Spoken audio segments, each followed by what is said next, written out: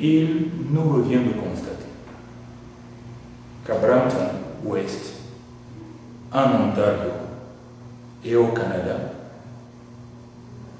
les bulletins de notes que nous recevons du système éducatif ne sont pas chiffrés. Je proposerai, si je suis élu, de travailler en collaboration avec les autres paliers du gouvernement afin que les bulletins dorénavant partout au Canada soient des bulletins chiffrés. Je souhaiterais que notre système éducatif sorte du cadre où il faut garantir un diplôme à tout le monde en rabaissant le niveau des examens. Je souhaiterais que l'on mette l'accent sur l'élitisme, mais en échange d'une certaine redevabilité. Ceci ne peut être faisable que si nous garantissons à nos jeunes ce que j'entends par la liberté financière. Cette liberté financière va donc mettre l'accent dans la création des bourses, des primes et des prix. Ceci en tenant compte des besoins et des dispositions prises par chaque conseil scolaire. Bien évidemment, il faut penser aux élèves qui, pour des raisons multiples, ont pris la décision de partir de l'école. Je souhaite qu'on leur propose l'école de la deuxième chance.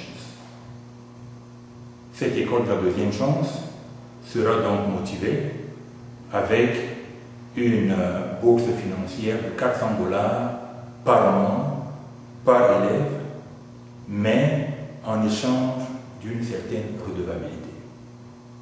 Cette prime ou ce support financier sera supprimé si nos jeunes cessent d'étudier sérieusement, s'ils ne sont pas disciplinés ou alors s'ils ne sont pas ponctuels. De l'autre côté, bien évidemment, il faudrait que nous soyons à la hauteur d'encourager ceux qui font ce que le système éducatif attend d'eux. En l'occurrence, écouter et collaborer compte tenu des attentes du curriculum. Pour ce qui est de nos étudiants, je crois que le système canadien, en collaboration avec les provinces, devrait arrêter de pénaliser ces étudiants qui, en fin de carrière, garantissent dans la majeure partie des cas les retraites de demain. Et c'est pour cela que je proposerai, si je suis élu, bien entendu en collaboration avec les autres élus et tous les paliers de gouvernement au Canada, un système de bourse par semestre, toujours en échange d'une certaine redevabilité. Je souhaiterais que le Canada sorte de l'état virtuel et que l'on aille à l'état réel. L'état réel est celui qui tient compte des forces, des faiblesses et des handicaps des uns et des autres afin de pouvoir accommoder tout le monde. C'est pour cela qu'il faudrait que l'on mette encore beaucoup plus de moyens pour nos enfants handicapés. Il faut reconnaître que certaines provinces, en l'occurrence l'Ontario, le Québec, en font afin de faciliter l'intégration de nos enfants handicapés. Je crois que l'on peut faire plus. Il faut sortir de l'état virtuel à l'état réel.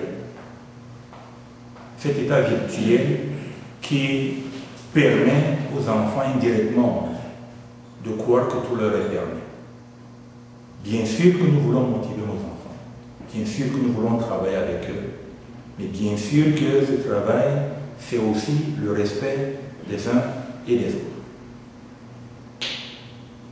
A real state is a state which will guarantee that after your program, you will have a career, not a job. Without to mention our foreign student. our country must build a system to facilitate their integration.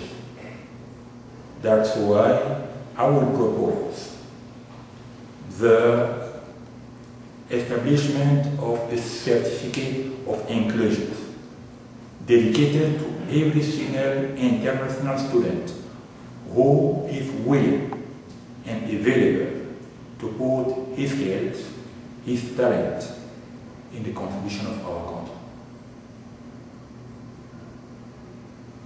Je vous remercie.